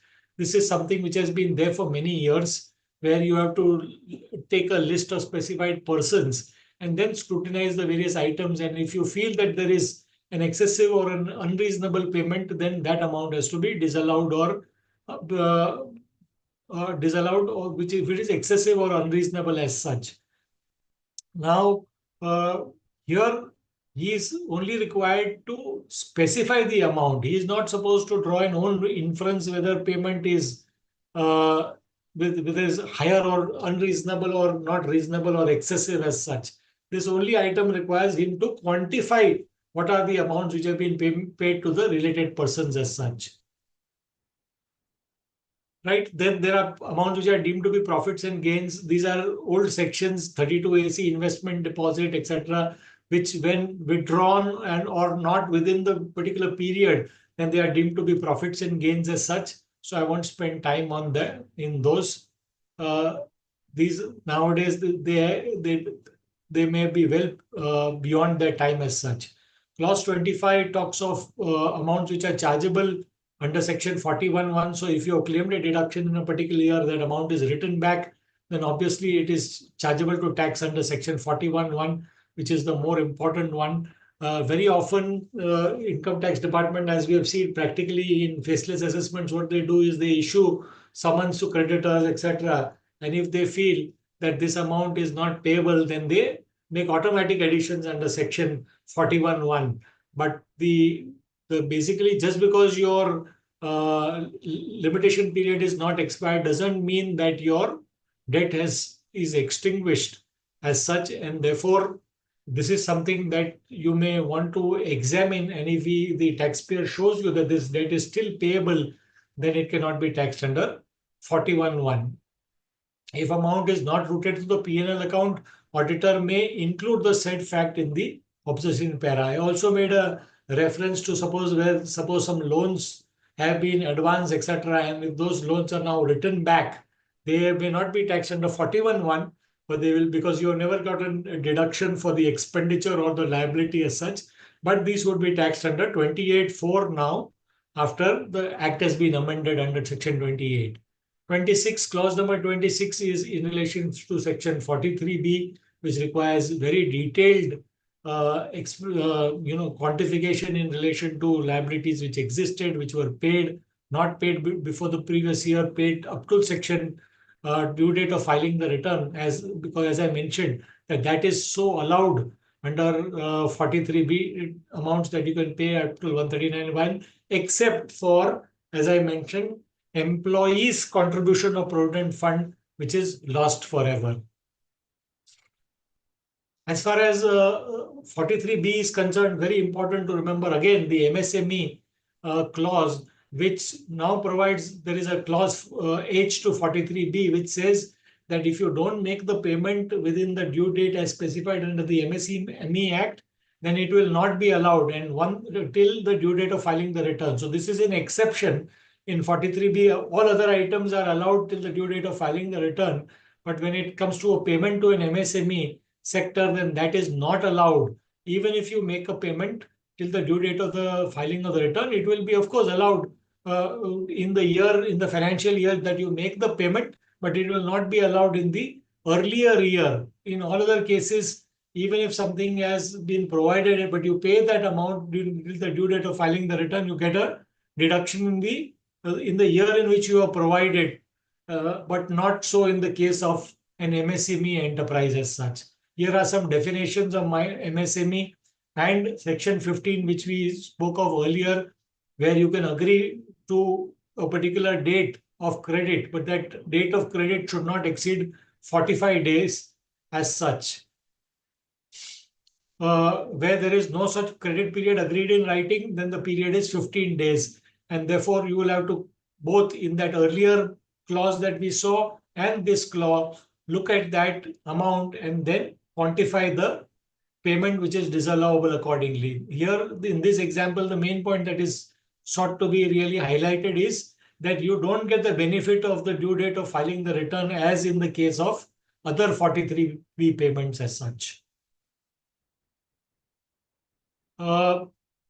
There is a new explanation which has been also added after 23-24, which says that if there was something which was not payable and which has been converted into a loan or a borrowing, there were many case laws which said that it will be treated as being paid. However, as per the amendment to the Act from 23-24, this will not be deemed to be actually paid. So this is something that can be kept in mind. Central value added tax is basically only a disclosure. If there is SENVAT which was availed of or utilized, that is a disclosure that has to be made by the taxpayer and the tax auditors. Obviously, you will have to look at the SENVAT credit and the books of accounts and accordingly report on this particular clause as such. Income and expenditure of prior period, credited or debited, please do remember that if the expenditure is crystallized during the year, then it can be allowed as a deduction, then it doesn't become an expenditure of a prior period. However, if there was an income of a prior period or expenditure of prior period, which is debited to the P&L account, then that has to be quantified as such. On the expenditure of previous year, which has accrued or crystallized during the year, you have the decision of 3I Infotech Bombay High Court that can be used where a person says that, no, I really had no knowledge. It actually crystallized only during the year. It is not a previous year expense. Otherwise, because if it's a previous year expense, the assessing officer will not allow this year. You will have to then seek for rectification of the earlier year. The period may also be over if not selected, etc. So therefore, this is also an important clause that you need to keep in mind. Then you have the clauses in relation to section 28. As far as 5627A is concerned, it's not applicable for 22-23, so I won't spend time on it. We will go away straight away to 5627B, where consideration for issue of shares which exceeds the fair market value, and that, as people said, in terms of if it is exceeding fair market value and as per 11 UA, etc., whatever is required under the section, then you have to give details of the person to whom shares have been issued, nature of shares, what was the fair market value. There you are given a discretion in certain cases to apply the discounted cash flow method and other methods also. It is not applicable to non-residents. There was again a lot of to and fro. Finally, in assessment year 24-25, as you know, Finance Minister has deleted this particular requirement as far as this is concerned, section 56 is concerned. Then as far as list of shares, because under 56-10, you will have to look at provisions of 11 UA, 11 UA2 to see what is the fair market value. Now that is a lecture by itself, and hopefully we will get an opportunity in GyaanStation to discuss intricacies of 56-2 and the various methods of valuation, where there have been various judgments which have held that you have to go as per the rule. Even if the rule gives you a very low value, market value is much higher, you have to go as per the rule. You cannot go as per market value, and many other such judgments as such. Right, then more than 50,000 has to be reported, clause 29B. Clause 56 to 10, which is now the important clause where you have received either money, immovable property, etc., without consideration, which is the main clause which now applies, as well as any other immovable property as another property has been defined.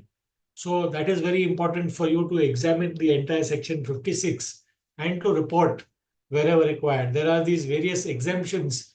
Please note that sometimes there can be a very harmless thing that when you make payment to, say, legal heirs of deceased people, and if it doesn't fall in one of those clauses, it could still be taxable in the hands of that particular individual. Similarly, some amounts received like that without consideration could be taxed unless it falls within those various exemptions, etc. Therefore, if you remember during COVID, there was a specific circular that was issued in order to exempt people who received monies from organizations as COVID relief, because otherwise it would be caught under section 56 as such. So 56 is a very important section that we'll have to look at. One, on the point of view of transfer of shares.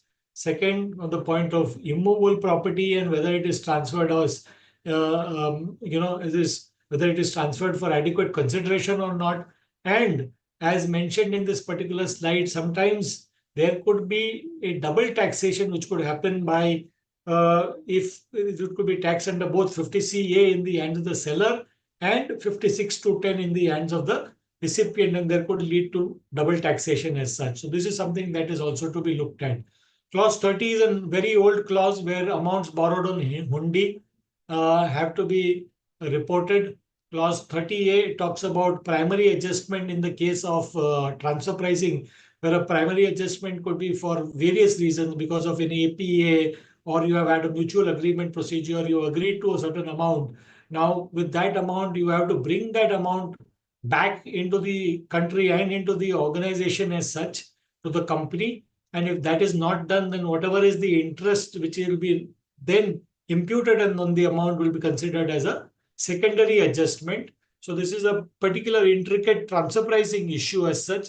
So that is something that will have to be looked in by the auditor as a part of the secondary adjustment in cases as such.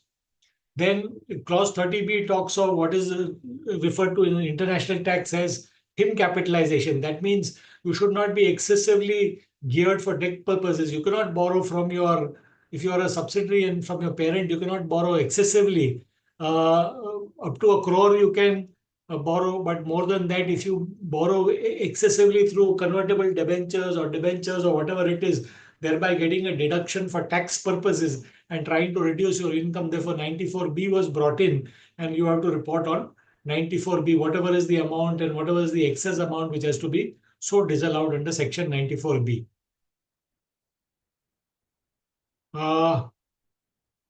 Then 30C is a very, very tough one. When I was chairman of the Direct Taxes Committee, we had represented to the CBDT, and we had got it postponed for 2 years, both this and clause 44, which deals with the GST details which has to be given, which again is a pain for the tax auditor as such. That time, based on our representation, they had postponed it. The whole point that we had made was, how is the tax auditor going to take a view on whether something is a transaction in tax avoidance or not? Because there is such a thin line of distinction between what is tax planning and what is tax avoidance. There could be something that you have gone as per statute, or something that you could have done which is very well in the law. You made a loss.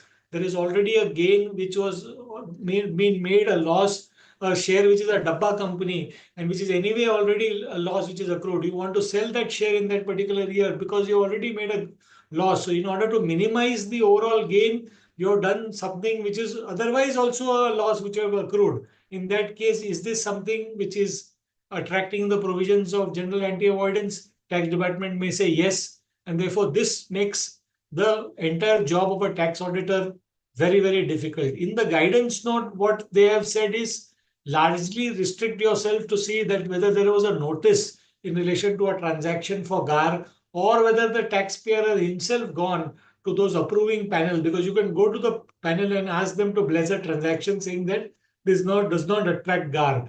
Very few people have ever gone, because we all know what the fate would be if you would ever go to the approving panel. Mostly they would say, yes, it is a GAR transaction. Very few that I have ever heard of every taxpayers going. Also, if there is a show cause notice under GAR, and then that has to be clearly highlighted by the auditor as such. There are very often cases of mergers which are approved by the NCLT, and in spite of that, tax department goes and says, no, this was all done only for the purpose of tax avoidance. So if you feel that there's a merger and that was only the benefit was to take benefit of tax losses, and then you will have to make a disclosure so that tomorrow there is no charge that you did not disclose this item in the tax audit report. 31A talks about 269 SS loan or deposit taken in other than in account pay check and those various modes of electronic filing. There is a very detailed disclosure there. Clause 31A, this has been there for the last 20-25 years. Only thing which changes is the new electronic intermediaries which keep coming. Those are kept on changing from time to time.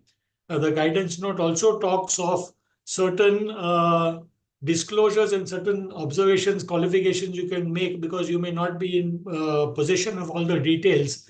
So that is something that you can look at the guidance note and see in all these 269 SS, 269 ST, etc. They are mainly all disclosures which are there for the purposes of loans, deposits in other than by way of an account pay check, etc. Then we go to 32A, which talks of brought forward loss or depreciation, and that has to be clearly quantified. Always you must give the details of whatever is the assessed losses as such, and not give the benefit. Sometimes it can be that the assessed loss and the loss which the assessee claims, but which is in appeal, is so different that that it can make a huge difference, and you may have to pay self-assessment tax also. In a case like that, please quantify whatever is the amount concerned and make a mention of that this is the amount which you are claiming as per return, but this is the amount which has been assessed as far as the tax department is concerned, so that there is clarity that though amount is not assessed, you are still in appeal and you are contesting some amount, and that should be declared as per the return as such. Then where there is a change in shareholding, section 79 applies. In 79, there are, as you know, certain exemptions based on whether there's a beneficial owner, 51% still holding now because of the insolvency and the bankruptcy code, the IBC. If there is a change, then there again, from 2018-19, an exception is so provided. Other than that, you will have to quantify if there has been a change in for 51% in the voting power. The important point to note is that this does not apply to unabsorbed depreciation. Also, that beneficial ownership has been looked at as the ultimate beneficial ownership and not the immediate beneficial ownership as such. So where in that case, if you want to rely on certain judicial pronouncements, you can rely on those judicial pronouncements and make a specific mention in the tax auditor's report. Speculation loss is something which is defined in section 73. If there is a speculation loss, then that has to be very clearly highlighted by the tax officer, by the tax auditor. This is all in relation to chapter 6A or chapter 3, where there is hardly any section 10 unless 10AA, if you're going to the gift city or somewhere where you may have special economic zones, then only these deductions will apply. Otherwise, in most cases, it's not applicable. Chapter 6A, yes, section 80JJAA, which is available for additional employees, is something that a lot of people forget. And if you have claimed a deduction, then this should be quantified here under this clause 33.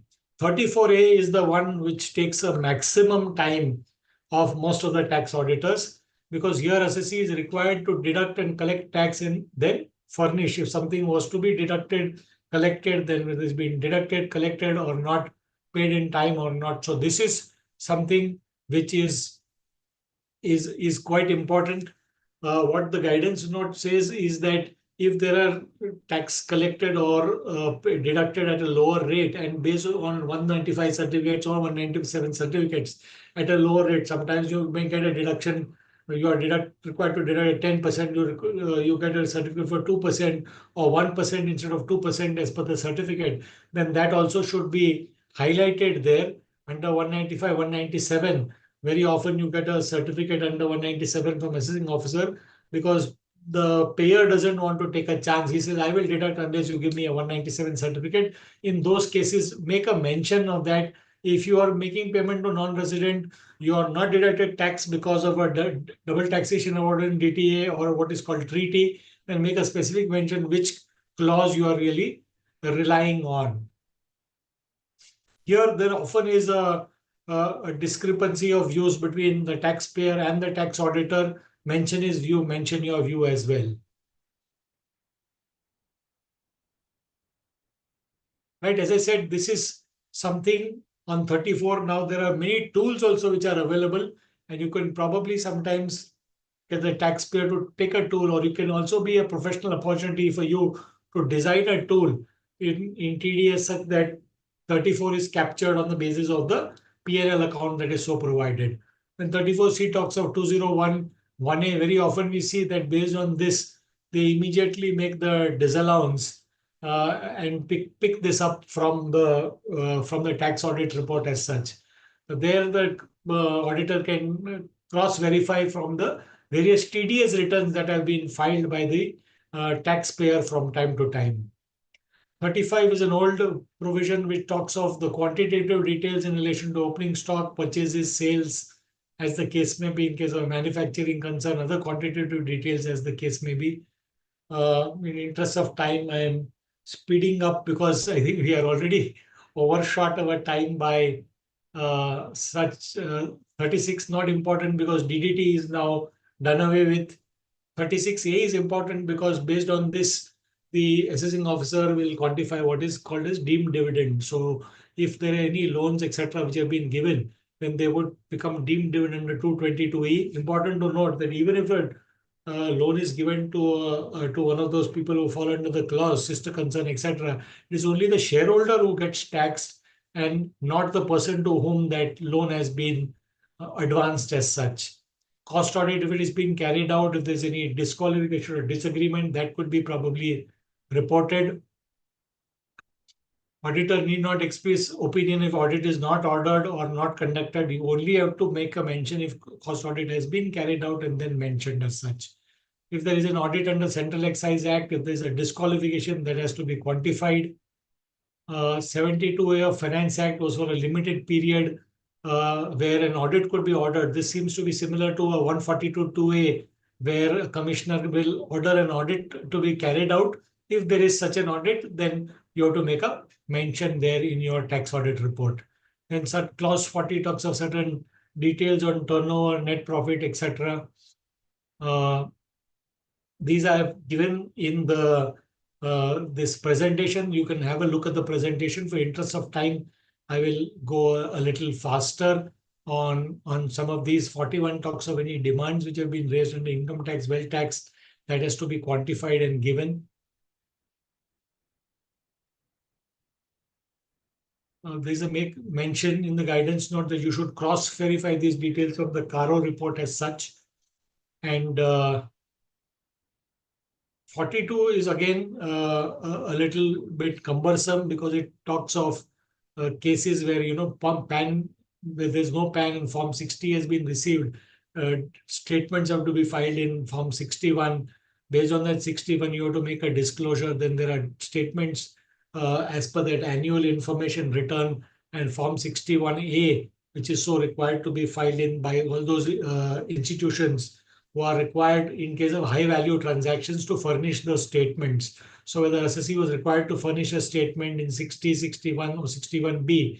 61B is in relation to FATCA, or what is called the foreign asset tax reporting, applicable only to select banking companies and other companies where US residents, if they have an account, then that has to be disclosed, because based on that, tax authorities will disclose it to the US tax authorities. So whether it is 61 or 61A or 61B, these have to be looked at. And I've given complete details in the presentation on when 60 or 61 or 61B will apply. And based on that, you can look at it. Reportable account, I talked about the FATCA regulations, what is called as FATCA regulations, which is the rules which have been imposed by US tax authorities on people who are their residents and citizens and who have accounts and in other countries, because they want to know, as per exchange of information, if there are some Indians who have got accounts here and if that have been appropriately disclosed to the US tax authorities or not. So I won't spend time on that. Then 43 is in relation to country by country reporting. This, of course, is a huge threshold. Institutions which have, turnover more than 6,400 crores are required to file these details as for transfer pricing purposes, which is called country by country reporting.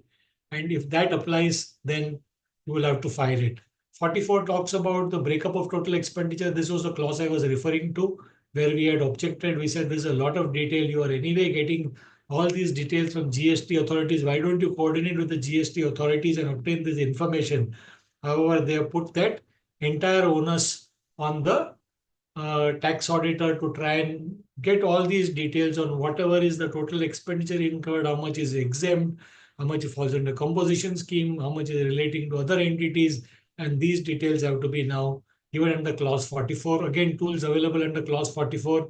Several tools are available, which probably you can, in conjunction with the tax, it can be a professional opportunity for you to sell the tool to the tax client, so that this can be very easily done through the help of the tool as such.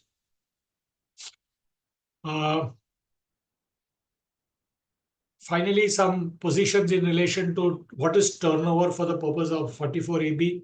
Turnover is what is normally understood, which is there in the P&L account, which is turned over, which means it has sales, gross receipts, etc. in the case may be. In the case of matters like, say, for future run options or for derivative trading or for speculation, is only the difference in the price which is settled and any payment that you may have made for options as such. So that is what is to be considered as turnover, not the gross amount as such. This also position has been given in the guidance note on tax audit, and this is something that you can easily refer to.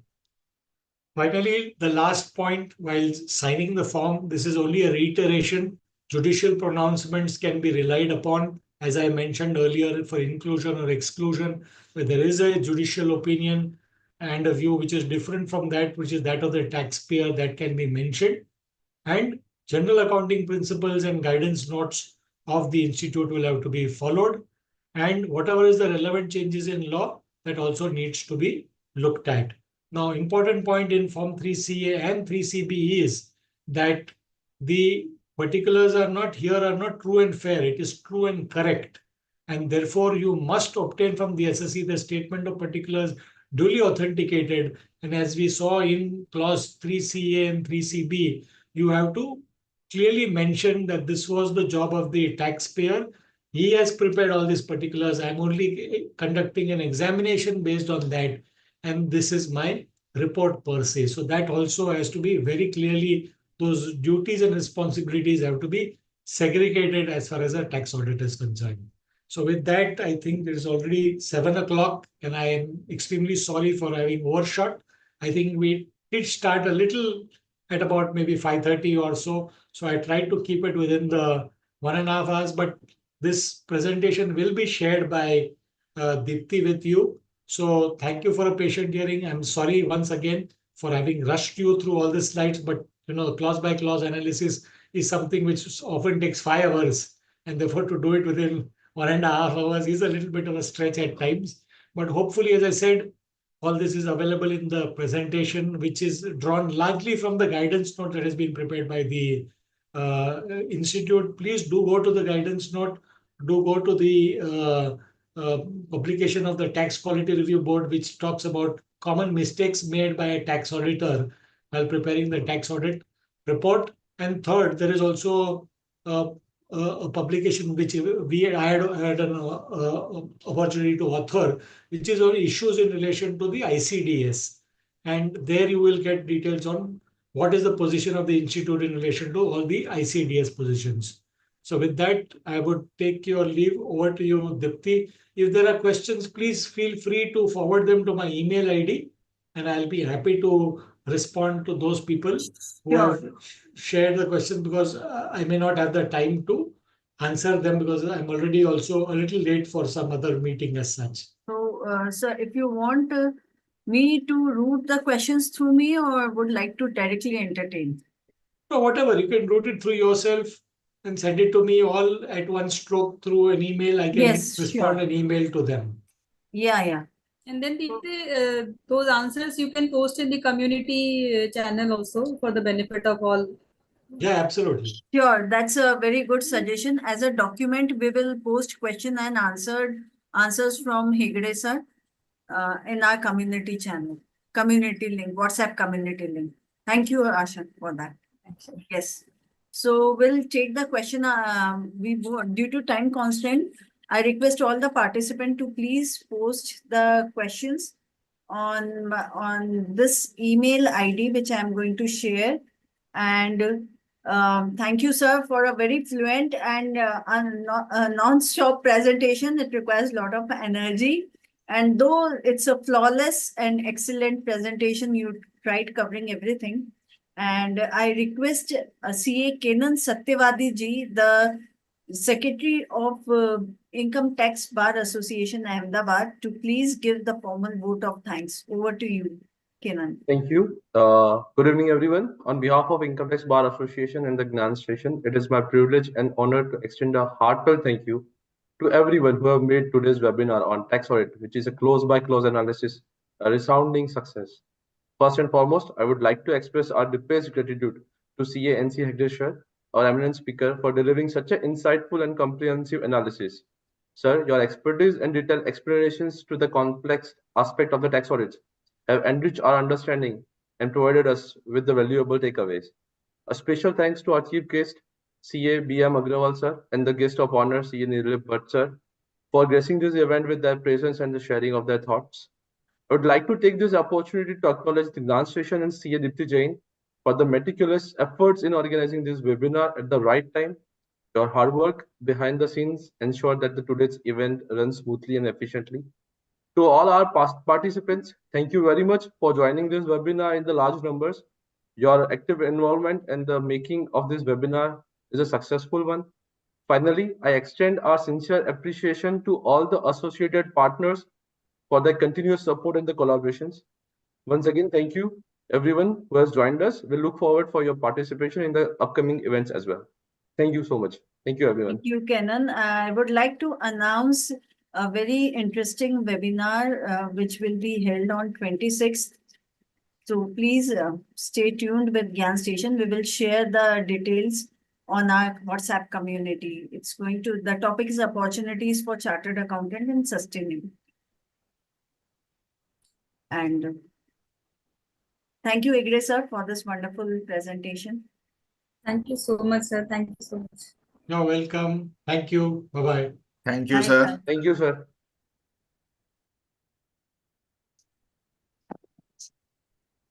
We have shared the community link. I request all the participants to please join that community, and this webinar recording will be available for you for future reference throughout this tax audit season by Hegde sir on GyaanStation YouTube channel. Please do subscribe that so that you can see all the past webinars as well as upcoming webinars. Okay, thank you. And we are Thank you. getting wonderful feedback, sir. It's a insightful session and excellent presentation, guidance, information from Krishna ji. And wonderful feedback. You can go through the chat box if you have some time. No, my duty was only to present. So Yes, sir. I have to only do justice to the organizers. So wonderful. It's a very nice presentation, and thank you so much. You have Thank you. justified. Bye-bye. I'll take leave, ma'am.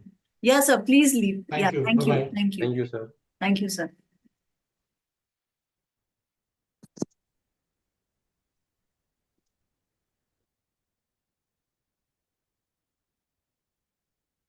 Thank you, everyone. Here we end our today's session. Do join us on 26th of August on the topic sustainability opportunities for chartered accountant, and please do join. And the speaker is Moni Roy from Reliance Industries. She is the head of Reliance Jio and Sustainability Department, and guest is again Ashish Gupta ji from BPCL, head of sustainability, and our chief guest is Preeti Sabla ma'am. Thank you.